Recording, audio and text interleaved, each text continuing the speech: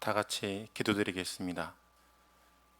사랑과 은혜로 우리 모든 필요를 아시는 만군의 여호와 하나님께 감사와 영광, 존귀 찬양 올려드립니다. 주일 후 3일 동안 불기둥, 구름기둥으로 보호해 주심도 감사를 드립니다.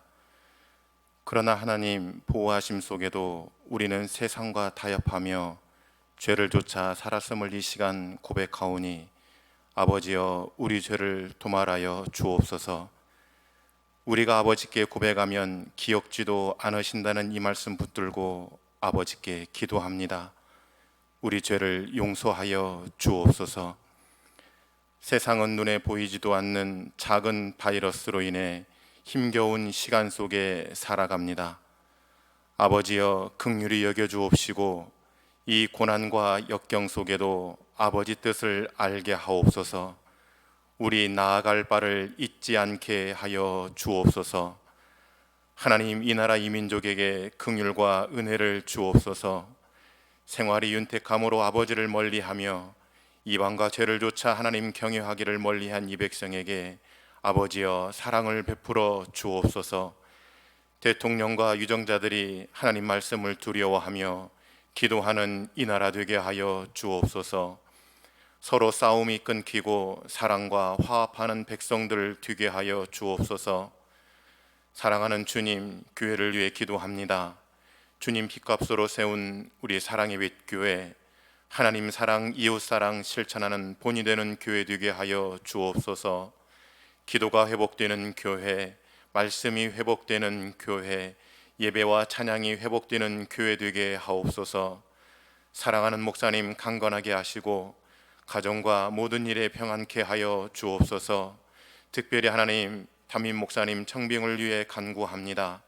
아버지여, 새로 오실 그 목사님 하나님 말씀으로 중심되고 사랑의 목사님 아버지여 보내 주옵소서. 아버지, 이 시간 또한 우리가 하나님 말씀으로 듣습니다. 아버지, 그 말씀 내 말씀 되게 하시고 말씀 들을 때마다 깨달음이 있게 하여 주옵소서. 아버지, 말씀 듣는 것으로 끝나는 것이 아니라 세상 나가 실천하며 행동하게 하시고 아버지여 나누게 하여 주옵소서. 이 시간 처음과 끝 모든 걸 주님께 올려드리며 나를 구원하시고 우리를 구원하신 그리스도 예수님의 이름으로 기도드립니다. 아멘.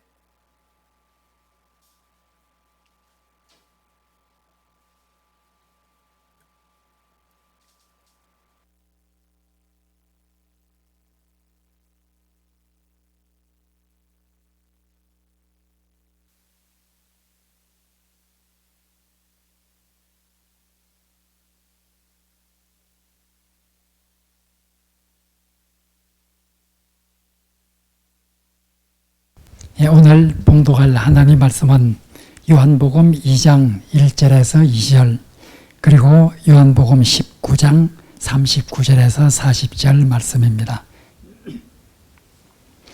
먼저 요한복음 2장 1절에서 2절을 봉독하겠습니다.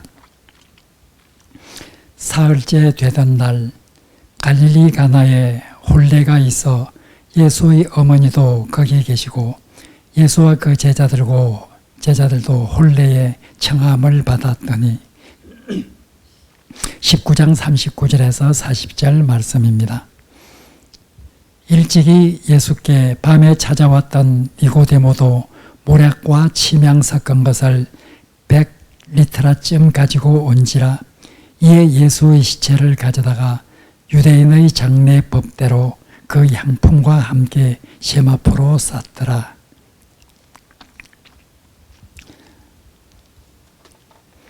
우리는 지금 예배와 예전에 대해서 공부를 하고 있습니다. 첫 2주 동안은 예배에 관해서 공부를 하였습니다. 그리고 그 세 번째 시간에는 특별히 교회 예배와 관련되는 교회력에 관해서 공부를 하기도 하였습니다. 그리고 지난 2주간은 성례전, 다시 말해서 우리 개신교에서 거룩한 예전으로 인식하고 시행하고 있는 세례식과 성찬 예식, 자, 여기에 관해서 우리가 공부를 하였습니다. 오늘은 이제 마지막으로 예식에 대해서 같이 살펴보려고 합니다. 우리 교회는, 우리 기독교는 거룩한 예전인 세례와 성찬 외에도 여러 가지 크고 작은 이런 예식들이 많이 있습니다. 대표적으로는 우리 교회 생활을 하면서 교회에서 있는 예식들이 많이 있습니다. 그 중에 가장 대표적인 것이 임직식과 그리고 임직식과 함께 봉헌식입니다. 그래서 교회 예식은 교회와 관련된 이런 귀중한 예식 중에서는 임직 예식과 봉헌 예식 이런 예식이 있고 또 개인의 삶과 관련해서 개인이나 가정의 삶과 관련해서는 우리 사람들이 어떤 여러 가지 생의 변화가 있을 때 많은 예식을 행하게 되죠. 그중 가장 대표적인 것이 혼인 예식과 장례 예식. 자, 이 두 가지가 가장 대표적이죠. 예식은 교회에 관련된 예식은 임직 예식과 봉헌 예식만 있는 것이 아닙니다. 그 외에도 굉장히 많은 예식들이 있습니다.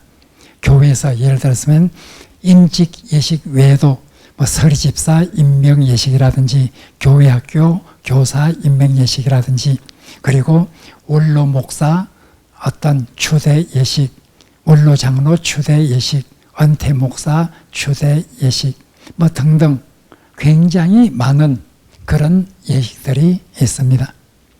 개인도 마찬가지죠.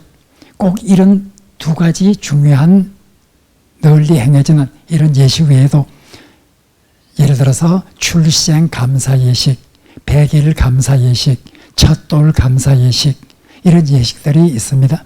또 성년이 돼 있을 때는 성년 예식을 거행할 수도 있습니다. 또 사람이 이젠 생명을 다하고 하늘의 부름을 받았을 때는 장례 예식이 있습니다. 장례 예식 다음에도 어떤 추모 예식도 있고 성묘 예식도 있을 수 있습니다. 사람에 따라 그런 예식을 할 수도 있고 안 할 수도 있지만 일단 우리 기독교 안에서는 많은 예식들이 이렇게 있게 됩니다. 자, 우리가 우선 예배와 예식은 어떻게 다른가 이것부터 우리가 한번 살펴보아야 합니다.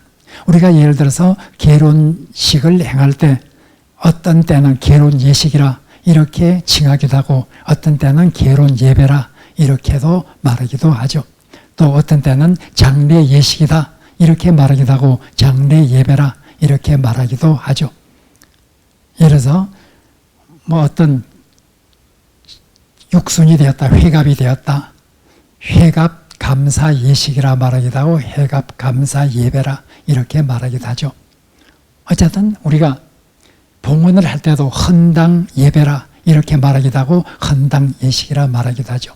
어떤 것이 더 정확할까요? 이렇게 예배와 예식이란 말이 한국교회에서 혼용이 되고 있기 때문에 사실 예배와 예식의 정확한 차이가 무엇인지 여기에 관해서 우리가 알고 있는 것이 좋습니다. 예배와 예식은 차이가 있습니다. 예배는 오직 그 중심이 삼위일체 하나님이 예배의 중심이고 삼위일체 하나님께 모든 영광을 돌리고 삼위일체 하나님을 찬양하는 이런 것이 바로 예배입니다. 그러나 예식이라고 한 것은 어떤 사람이라든지 건물이라든지 어떤 그런 특정한 사람이나 특정한 건물이 중심이 됩니다.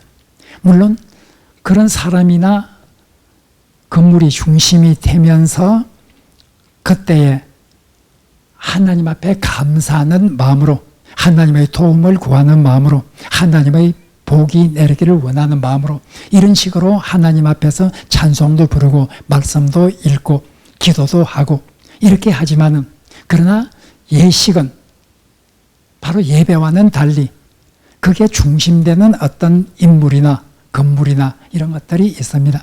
계론이라고 하면은 물론 하나님 앞에 도움을 구하고 하나님 말씀으로 권면하고 또 하나님께 기도하고 이렇게 하나님 앞에서 감사하고 이렇게 하나님과 관련되어서 바로 결혼식을 행하긴 하죠.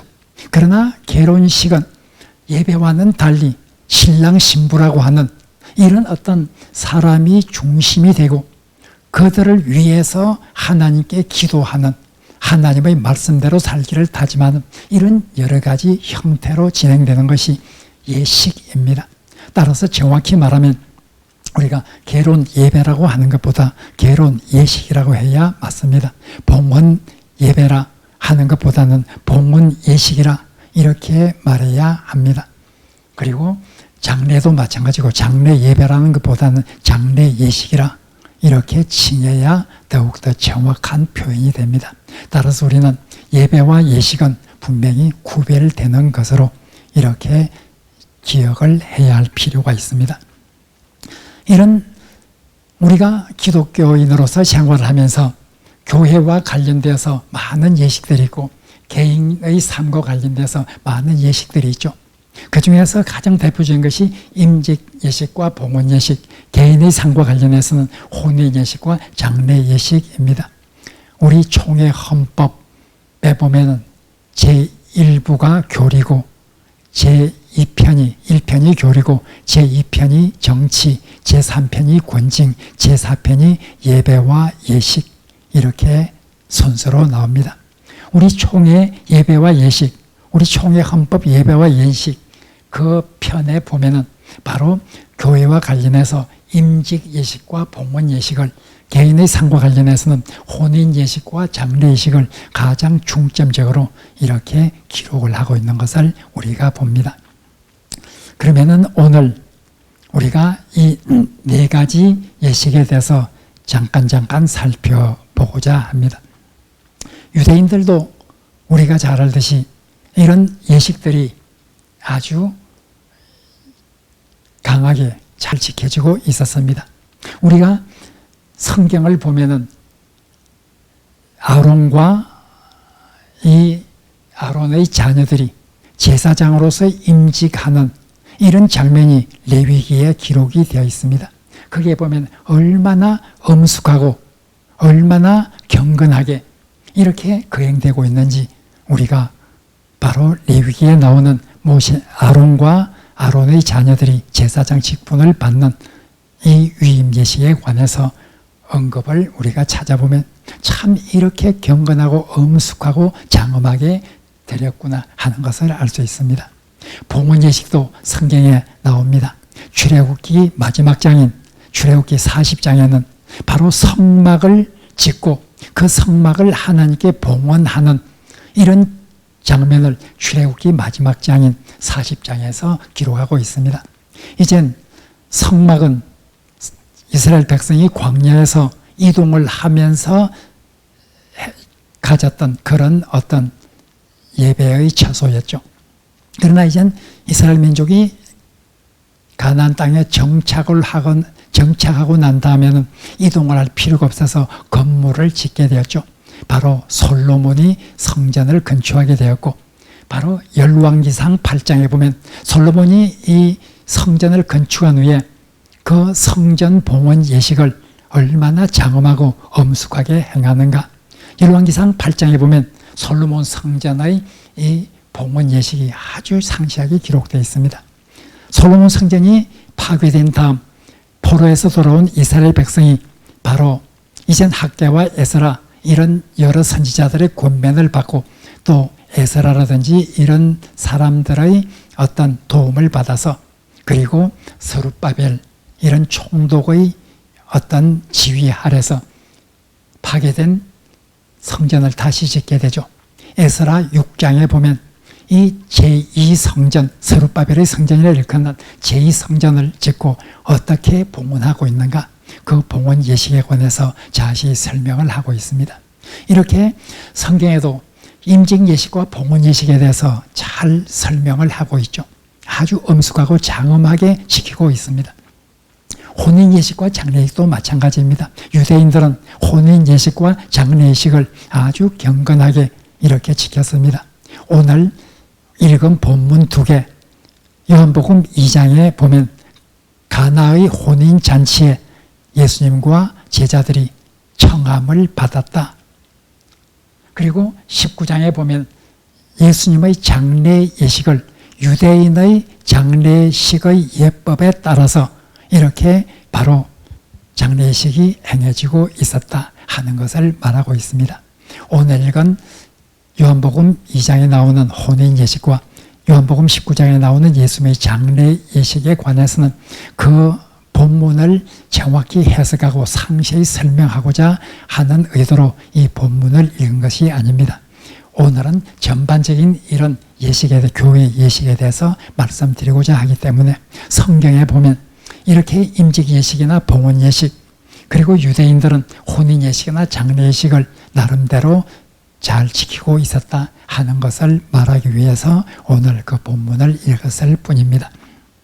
일단 오늘은 우리가 교회 생활을 하면서 가장 자주 그리고 가장 중요하게 받아들일 수밖에 없는 이런 임지예식과 봉헌예식, 우리 개인의 삶과 관련해서 혼인예식과 장례예식에 관해서 간단히 우리가 살펴보려고 하고 있습니다.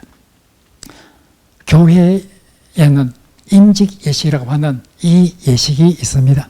우리 교회도 이번에 장로 3분을 피택하였고 그 다음에 권사와 안수집사를 피택을 하였습니다. 이렇게 해서 이젠 이분들이 임직하는 그런 예식을 이젠 곧 하게 될 것입니다. 임직 예식은 교회에 있어서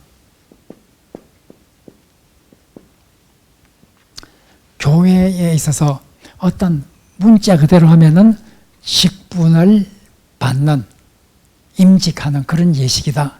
이렇게 되기 때문에 예를 들어서 찬양대라든지 교회학교 교사라든지 그리고 서리 집사라든지 이런 여러 가지 교회의 직분을 받는 것도 어떻게 보면 임직이라는 표현을 쓸 수는 있습니다. 문자 그대로 보면. 그러나 교회에서 임직이라고 할 때는 거의 일반적으로 교회 항존 직원을 바로 직분을 줄 때에 임직 예식이라고 하는 이런 표현을 쓰고 있습니다.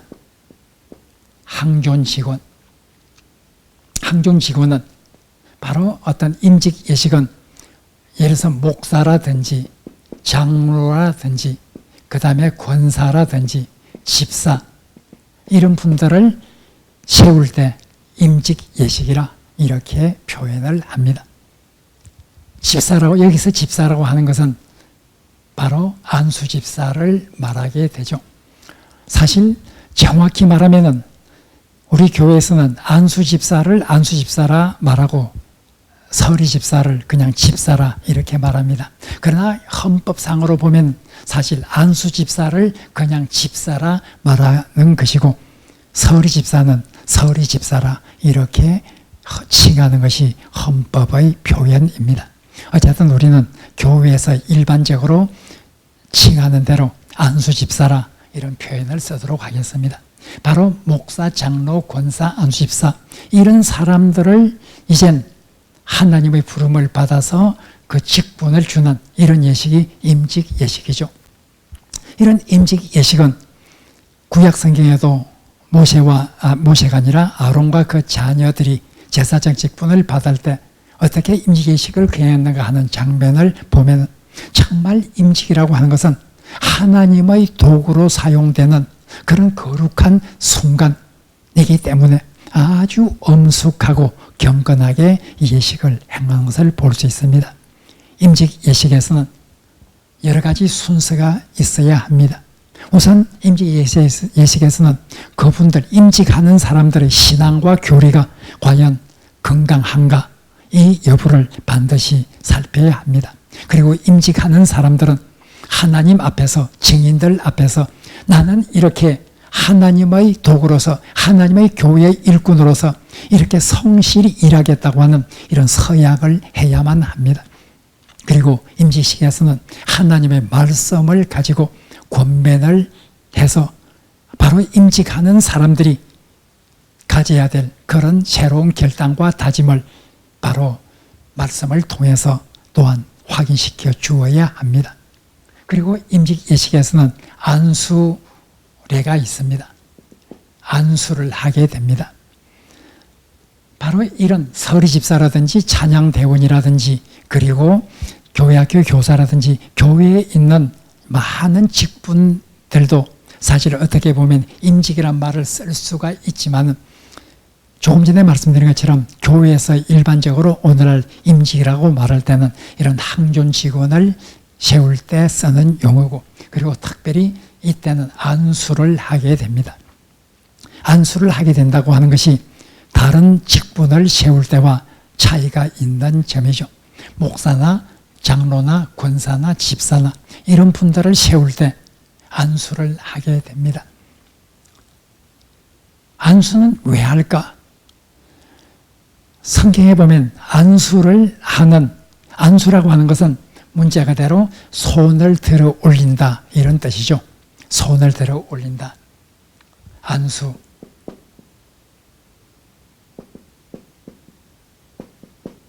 안수, 손을 들어 올린다. 손을 들어 올린다. 손을 얻는다.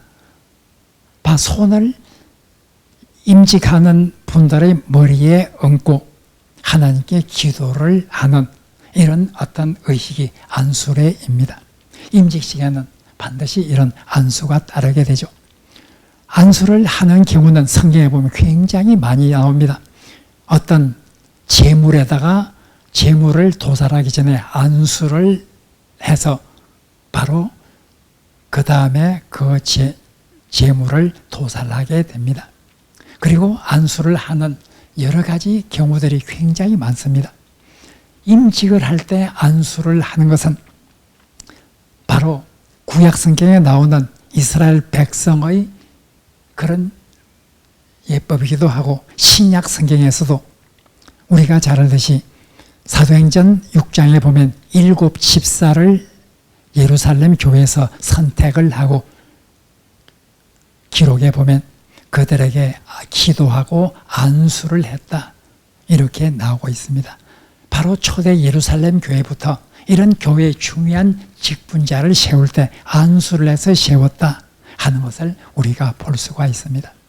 그러면 이때의 안수하는 것은 이제 옛날 마치 왕이나 선지자나 제사장 하나님의 도구로 부름을 받은 이들이 하나님의 도구로 부름 받았다고 하는 거룩한 이젠 직분을 받는다고 하는 이런 의미에서 바로 기름을 부었듯이 바로 교회의 직원들 이 사람들은 하나님의 도구로서 거룩한 직분을 수행하는 이런 첫 시간 시작하는 그 시간에 손을 얹어서 안수하고 하나님께 기도함으로써 그들의 직분이 시작되었음과 이 직분은 하나님으로부터 온 직분이라는 것 그리고 이젠 하나님의 도구로 사용되는 이런 직책을 성실히 수행할 것을 다짐하는 이런 여러 가지 의미가 있는 것이 안수입니다. 따라서 우리가 이 임직 예식 때는 안수례가 있는데 안수례가 임직 예식에 있어서 굉장히 중요한 그런 어떤 순서라 하는 것을 우리가 꼭 기억을 해야 합니다. 우리 교회도 이젠 이번 노회가 끝나게 되면은 장로님과 권사님과 안수집사님을 세우는 이런 임직 예식을 행하게 될 것입니다. 이런 임직 예식이 정말 하나님 앞에 경건하고 엄숙하게 거행되는 이런 임직 예식이 될 수 있도록 우리가 다 같이 기도하고 다 같이 노력해야 될 필요가 있습니다. 두 번째로 우리가 교회와 관련해서 봉헌 예식이 있습니다. 봉헌 예식은 하나님께 드리는 성전을 건축해서 드리는 이런 예식이 봉헌 예식입니다. 봉헌 예식이라고 하면 물론 봉헌이라고 하면 하나님께 헌금을 드린 것도 봉헌이기도 합니다. 그러나 우리가 교회에서 봉헌 예식을 할 때는 건축물을 하나님을 예배하는 교회당을 지어서 그 교회당을 하나님께 드리는 이런 어떤 예식이 봉헌 예식입니다. 이 봉헌 예식은 일반적으로 4개의 단계를 거쳐서 행하게 됩니다. 맨 처음 기공 예식을 행하게 되죠. 대부분의 교회에서 건축을 하게 될 때, 교회당 건물을 건축을 하게 될 때, 건축을 시작한 첫 사업을 떠는 그때에 기공 예식을 행하게 됩니다. 세상에서도 마찬가지죠. 우리 교회에서도 바로 세상 사람들이 하고 있는 이런 기공식을 하나님 앞에서 감사하면서 하나님께 도움을 구하면서 이렇게 하나님께 감사하고 도움을 구하고 이 일이 잘 마치게 해달라고 하는 이런 기원과 함께 드리는 이런 예식을 행하게 됩니다. 그리고 주춧돌을 놓을 때 바로 정초 예식을 행하게 되죠. 정초 예식을 행하게 됩니다. 우리 교회가 아주 옛날 아마 원목교회라는 교회 이름으로 월전리에 교회당을 지을 때 아마 기공예식과 정초예식, 기공예식과 정초예식 이런 것을 했을 줄로 압니다. 우리가 이 교회로 현재 이 건물로 오게 될 때는 건축을 시작한 것이 아니라 이미 지어진 이런 건물을 우리가 매입을 해서 성전으로 쓰고 있기 때문에 기공예식이나 정초예식은 우리가 할 수가 없었죠. 그 다음에 이젠 입당예식이 있습니다. 입당예식은 주로 그 교회에 이제 건축이 되어져서 그 교회에 들어와서 예배를 드리게 됨으로 인해서 하나님께 감사하고 하나님께 도움을 구하는 이런 예식이 입당예식입니다. 입당예식은 교회 당 건물을 세우고 나서 이제 그 건물에서 예배를 드리게 되는 이런 시점에서 하나님께 감사하면서 드리는 이런 예식이 입당예식입니다. 그리고 제일 마지막에 있는 것이 봉헌예식입니다. 자, 봉헌예식은 입당예식과는 차이가 있습니다. 입당예식은 건축이 끝나서 그곳에서 예배를 드리기 시작하는 이런 시점에 드리는 것이 입당예식입니다. 우리도 바로 이곳으로 오고 나서 기공예식과 정초예식은 기존 건물을 샀기 때문에 드리지 않았지만은 이곳에 입당을 해서 우리가 입당예식을 드린 기억을 할 수 있을 것입니다. 이제 언젠가 우리 교회도 큰 봉헌예식을, 헌당예식을 행하게 됩니다. 봉헌예식은 이젠 입당예식과는 달리 몇 가지 조건이 충족되어져야 합니다. 우선 준공검사가 완전히 되어서 완전히 준공이 끝났을 때, 그럴 때 이젠 봉헌을 하게 됩니다. 아직까지 완성되지 않는 이런 상태에서 하나님 앞에 봉헌을 할 수는 없죠. 그래서 봉헌예식은 이젠 그 교회 건물이 준공검사도 끝나고 원래 계획했던 대로 이젠 건물이 완성이 되었을 때 이 봉헌예식을 행하게 됩니다. 우리 교회는 봉헌예식을 왜 하지 않았을까요? 입당예식은 했는데 봉헌예식은 우리가 다 이렇게 우리가 원하는 대로 준공검사도 끝나고 이렇게 우리가 원하는 모든 이런 것을 완성시켰는데도 불구하고 헌당예식을 하지 않았죠. 헌당예식은 또 하나의 조건이 있습니다. 하나님 앞에 우리가 드리는 그 건물은 온전히 하나님께 드리는 것이기 때문에 채무가 있어서는 안 됩니다. 빚이 있어서는 안 됩니다. 그것을 지을 때 어떤 융자를 했거나 개인적인 채무를 가지고 그 건물을 완성을 했다. 이것은 완전히 교회의 건물이라고 말할 수가 없죠.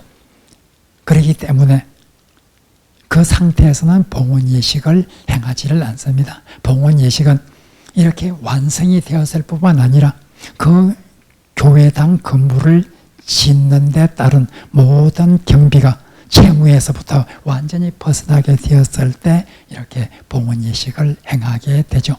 우리 교회도 언젠가는 봉헌 예식을 할 수 있는 이런 시간이 오게 되겠죠. 그래서 이런 봉헌 예식을 우리가 크게 말하면 교회당 건물을 지을 때 기공 예식, 정초 예식, 입당 예식, 봉헌 예식 이런 여러 가지 예식을 할 수가 있습니다. 이미 말씀드린 대로 출애굽기 40장에 나오는 성막을 짓고 봉헌을 할 때, 그리고 열왕기상 8장에 나오는 솔로몬의 성전의 봉헌 예식, 에스라 6장에 나오는 제2성전의 봉헌 예식, 얼마나 경건하고 엄숙하게 지켜지고 있는지를 우리가 성경을 통해서 잘 알 수 있습니다. 우리가 하나님으로부터 예배드릴 수 있는 처소를 받았다고 하는 것은 굉장히 큰 은혜죠. 이런 하나님께 예배드릴 처소를 마련하는 이런 절차에 있어서 많은 예식들을 거쳐서 우리는 그런 것을 완성하는 것을 볼 수가 있습니다. 우리가 하나님께 언젠가 봉헌 예식을 행함으로써 더욱더 큰 기쁨을 가지고 하나님 앞에 예배를 드리고 예식을 행할 수 있는 이런 때가 하루속 오기를 간절히 바랍니다. 그리고 개인과 관련되어서 많은 예식들을 행할 수 있습니다. 출생을 하고 나서 바로 예식을 행할 수 있습니다. 첫 돌을 맞이해서 여러 사람들이 모여서 하나님 앞에 감사하며 바로 예식을 행할 수 있습니다. 어떤 사람이 이제 회갑을 맞이해서 7순을 맞이해서 8순을 맞이해서 이렇게 장수하게 된 데 대해서 하나님께 감사 예식을 행할 수도 있습니다. 성년이 되었을 때, 또 군대를 입대하게 될 때, 제대하게 되었을 때 여러 가지 예식을 우리는 행할 수가 있습니다. 이사를 하고서, 그리고 어떤 개업을 하고서도 여러 가지 이런 하나님 앞에서 예식을 행할 수가 있습니다. 그러나 이런 많은 개인의 삶과 관련된 예식들이 있지만 가장 중요하게 취급되는 두 가지 예식이 혼연 예식과 장례 예식입니다. 우선 혼인 예식에 대해서 우리가 생각을 해보아야 합니다. 하나님께서는 혼인은 창조의 법칙에, 창조의 섭리에 있는 것으로 그렇게 성경은 말하고 있습니다. 하나님께서 인간을 창조하실 때 남자와 여자로 창조하셨다. 그리고 그들을 부부로 한 가정을 이루도록 하셨다. 하나님이 맨 처음 창조할 때 하나님의 계획 속에 있었던 이런 어떤 하나님의 섭리입니다. 혼인은 그만큼 거룩한 것이죠. 혼인은 그만큼 귀중한 것이죠. 새로운 가정을 이룬다고 하는 이 혼인은 하나님 보시기에 굉장히 아름다운 일입니다. 이 혼인을 할 때 우리는 하나님 앞에서 예식을 행하게 됩니다.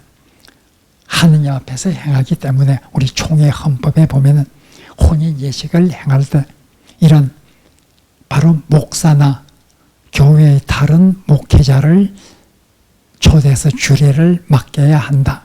오늘날 주례를 이젠 여러 부모가 할 수도 있고 뭐 교수가 할 수도 있고 자기가 성장하면서 관련된 이런 여러분들에게 맡길 수도 있습니다. 그러나 우리 총회 헌법은 분명히 규정을 합니다. 혼인 예식은 그만큼 거룩한 예식이고 하나님 앞에서 행해야 되는 이런 예식이기 때문에 목사나 그 외의 다른 목회자를 초빙해서 주례를 하도록 해야 된다. 우리 헌법에 기록되어 있는 내용입니다. 우리 이 혼인 예식이 그만큼 엄숙하고 그만큼 중요한 거죠.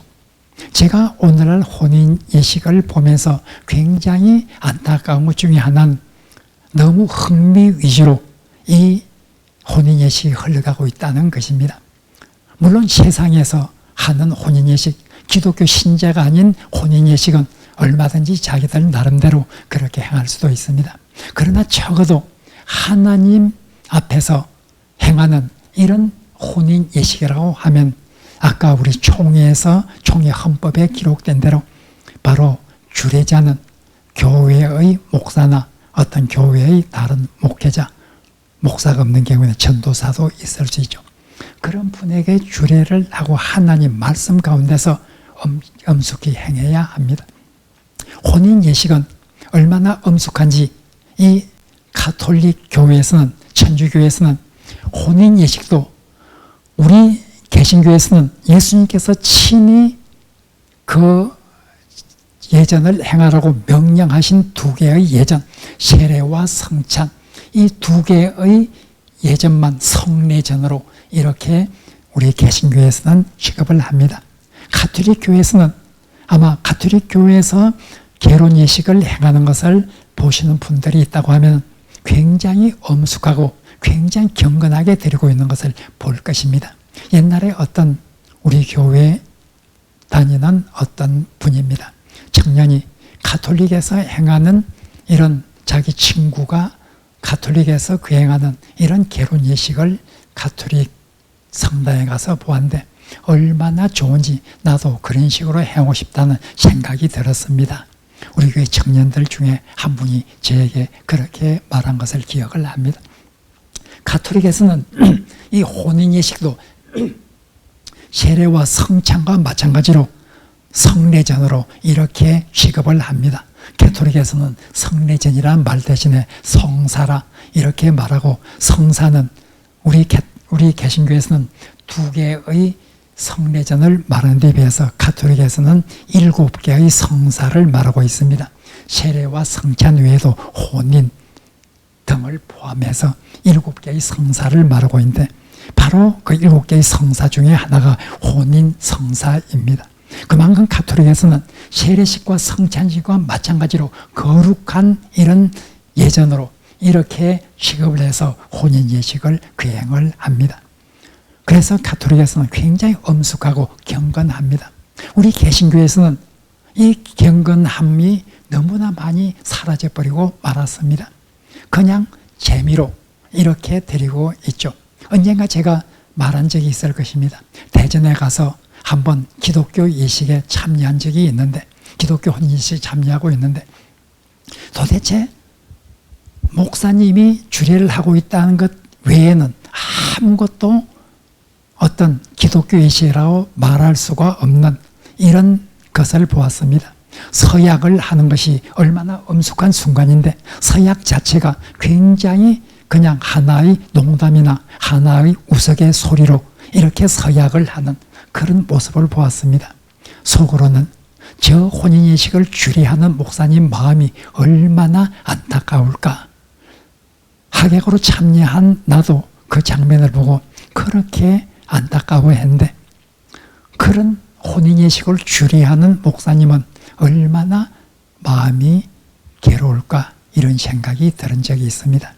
어떻게 기독교 예식이라고 하면서 목사님을 모시고 성경책을 펴놓고 하는 이런 기독교 예식이 이렇게 세상의 혼인 예식과 똑같이 어쩌면 주례사만 있다는 것 외에는 오히려 세상의 예식보다도 더 흥미 위주로 사람을 웃기기 위해서 하는 이런 예식으로 행해진다고 하면 그것이 어떻게 될까? 저는 우리 교회 교인들은 혼인 예식을 할 때 정말 이 혼인 예식은 하나님께서 짝지어준 이 부부를 바로 하나님 앞에 맡기고 하나님의 도움을 구하고 하나님 앞에서 감사하는 이런 예식이기 때문에 정말 할 수만 있으면 엄숙하고 경건하게 드리는 것이 좋다 하는 것을 정말 우리 교인들에게 말씀을 드리고 싶습니다. 그리고 마지막으로 장례 예식입니다. 장례, 사람이 죽었을 때 많은 상실감을 가지게 됩니다. 유족들은 굉장한 슬픔과 비탄에 빠지게 되죠. 물론 우리는 부활의 소망이 있기 때문에 세상 사람들과는 다른 이런 소망을 가진 가운데서 장례식을 치릅니다. 그러나 이 세상에서 다시는 볼 수 없다고 하는, 그 가족을 볼 수 없다고 하는 이런 점에서 아무리 부활의 소망이 있다 할지라도 섭섭함과 슬픔이 있는 것은 어쩔 수 없을 것입니다. 눈물을 흘릴 수밖에 없는 것은 어쩔 수 없는 인간의 본성일 것입니다. 사람이 죽었을 때 우리 기독교에서는 장례식을 행하게 됩니다.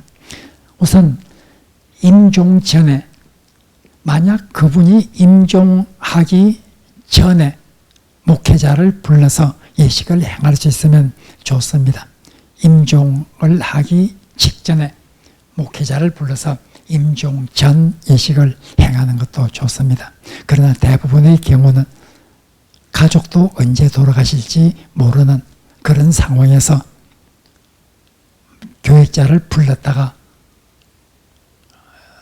바로 돌아가시지 않고 예상보단 오랫동안 숨이 붙어있는 경우에는 이젠 참 어려웠게 되죠. 그렇기 때문에 임종 전 예식을 행하는 경우가 많지는 않습니다. 그러나 곧 숨이 끊어질 것이라고 하는 이런 어떤 지경에 이른다고 하면 임종 전에 예식을 행하는 것도 좋습니다. 왜냐하면 그 임종 후에 드리는 모든 예식은 사실 죽은 사람을 위해서 드리는 것은 아닙니다. 살아있는 유족들을 중심으로 드리는 것이죠. 그러나 임종 전 예배는 바로 살아있는 사람, 그 고인이 살아있을 때 그 고인을 위해서 말씀을 주고 살아있을 때 고인을 위해서 드릴 수 있는 마지막 기회이기 때문에 임종 전 예배도 상당히 임종 전 예식이 상당히 의미가 있을 것입니다. 그러나 임종 후에 이제 예배를 드리게 되죠. 임종을 하고 난 다음에 어떤 예식을, 저도 예배와 예식, 자꾸 예식이란 말을 예배라 이런 말을 하기도 하는데 그만큼 우리 교회 안에서, 개신교 안에서 예배와 예식의 이런 차이가 모호하고 있다는 것이 사실이죠. 임종 후에 예식을 행하죠. 대개 그분을 하나님께 부탁을 드리면서 동시에 유족들을 위로하는 이런 시간입니다. 대개 위로 예배라 이렇게 말하기도 합니다. 그리고 입관 예배를 드리게 되죠. 입관 예식. 이젠 그 고인의 살아있는 얼굴을 마지막으로 유족들이나 친지들이 볼 수 있는 관을 덮게 되는, 관에 넣는 이런 시간에 입관 예식을 행하게 됩니다. 그리고 이제 발인 예식, 이 발인 예식을 대개 장례 예식이라 이렇게 말하죠. 대개 장례 예식이라고 하면은 이 모든 예식을 통틀어서 장례식이라 이렇게 말할 수도 있습니다. 그러나 좀 좁게 말한다고 하면 우리가 말하는 발인 예식을 장례 예식이라 이렇게 말하기도 합니다. 어쨌든 장례 예식, 발인 예식 이것이 바로 사람이 죽고 나서 묻히게 될 때까지 가장 중요하게 생각되는 정점을 이루는 이런 시간이 장례 예식 시간이죠.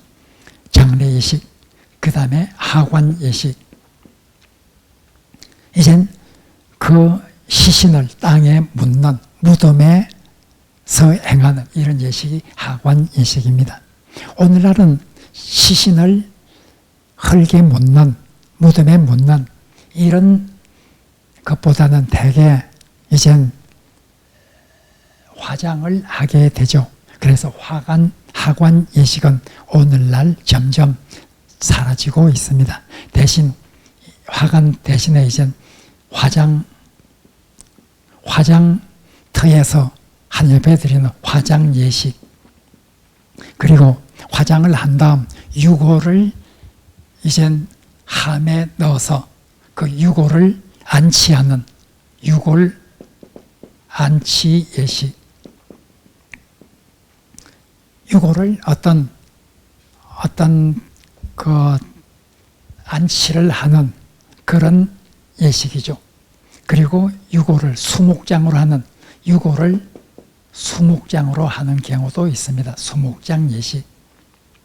일단 지금은 대부분이 이런 화장 예식을 한 다음에 유골을 안치하는 그런 것이 제일 마지막 단계죠.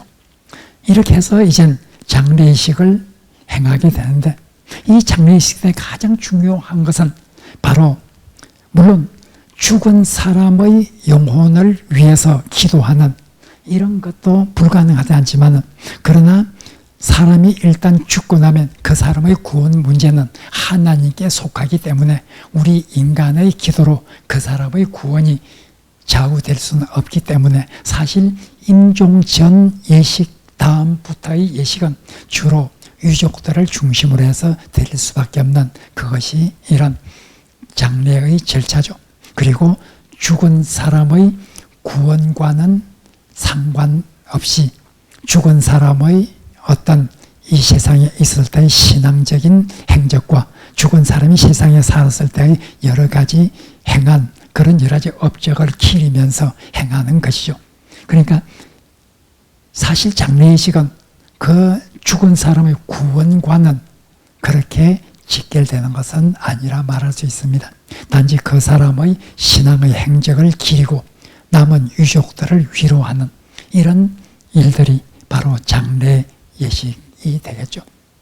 남아있는 사람들에게 바로 부활의 소망을 아주 강하게 심어주는 이런 예식이 장례 예식입니다. 그래서 장례 예식은 우리가 이런 질문을 흔히 하게 됩니다. 불신자의 경우 믿지 않고 돌아간 사람의 장례 예식을 기독교 예식을 행할 수 있습니까? 우리 믿는 사람의 가족 중에 믿지 않는 부모가 있어요. 그분이 돌아가셨어요. 그러면 기독교 예식을, 장례 예식을 침례를 할 수 있겠는가? 아마 사람에 따라서, 목회자에 따라서 다를 것입니다. 그러나 일반적으로 그런 경우에도 얼마든지 장례 예식을 행할 수 있고, 저의 경우는 어떤 경우든 장례 예식을 행할 수 있다고 생각을 합니다. 왜냐하면 장례 예식의 중요한 것 중에서는 살아있는 사람들을 위로하는, 소망을 주는 그런 것도 장례 예식의 아주 중요한 목적 중에 하나입니다. 만약 그 사람이 죽었을 때 우리 기독교인들이 피해야 하는 그런 어떤 형태의 죽음을 택해서 이 세상을 떠났다. 그런 경우에 저에게 장례식을 침례해 달라고 요청을 하면 저는 서슴없이 그런 경우에도 장례식을 침례를 해 주겠습니다. 왜냐하면 그런 경우에 죽음이라고 하면 남아있는 유족들에게 더 큰 상처를 받고 유족들이 더 큰 슬픔에 빠지게 됩니다. 우리 교회가 할 수 있는 것은 해야 합니다. 그 유족들을 하나님 말씀으로 위로하고 그 유족들이 그 슬픔 속에서 조금이라도 깨어날 수 있도록 도움을 주어야 합니다. 장례의식은 그런 어떤 장소가 되어야 되고 장례의식은 그런 어떤 시간이 되어야 합니다. 그래서 저 같은 경우에는 어떤 경우에 상관없이 불신자나 불신 믿는 자나 그리고 그 사람의 죽음의 형태가 어떤 형태였던 간에 제게 요청을 하면 저는 서슴없이 그런 어떤 장례식을 침례해 주어야 한다고 생각하는 그런 생각을 저 자신은 가지고 있습니다. 그런 생각은 목회자에 따라서 다 다를 수밖에 없죠. 그러나 저는 그런 생각을 가지고 있습니다. 어쨌든 이렇게 교회의 여러 가지 이런 예식들, 교회와 관련되어서 개인과 관련돼서 많은 예식들이 있는데 이런 예식들을 잘 행해야 합니다. 참 그런 예식들을 잘 행하는 교회가 교인들이 행복한 교회가 될 수 있을 것입니다. 저는 우리 교회 교인들에게 참 감사하는 것이 있습니다. 우리 교회 교인들이 장례 예식 때 정말 열심으로 참여를 합니다. 열심으로 참여해서 마지막까지 남아서 장례 예식에 참여를 합니다. 사실 오늘날 장례 예식을 할 때 화장 예식을 대부분 하고 화장 예식을 행할 때 화장터에서 예식을 하고 그것으로서 이제 끝나고 나머지 부분은 가족들에게 넘기는 이런 것이 일반적인 교회에서 행하고 있는 그런 장례 예식의 풍습입니다. 그러나 저는 사랑하는 교우가 마지막 유골이 안치되는 그 시간까지 교회에서 침례를 하는 것이 좋다고 생각하고 그렇게 생각을 하고 침례를 하고 있습니다.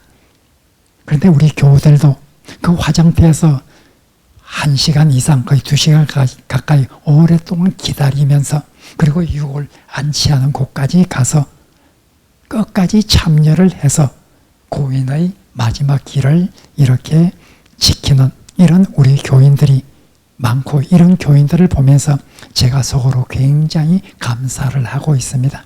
우리 교인들이 자랑스럽게, 우리 교회가 자랑스럽게 생각하게 될 것 중에 하나는 참 교인들이 이렇게 장례식에 끝까지 고인의 길을 지켜준다고 하는 이것이 얼마나 아름다운 전통인지 모릅니다. 장례식뿐만 아니라 모든 예식들이, 우리 교회에서 행하는 모든 예식들이 정말 하나님 보시기에 아름다운 이런 예식이 되어서 우리 교회가 더욱더 행복하고 하나님 보시기에 더욱 아름다운 교회로 나아가는 이런 하나님의 은총이 있기를 간절히 바랍니다. 말씀을 생각하면서 한 2분 동안 우리 기도하겠습니다.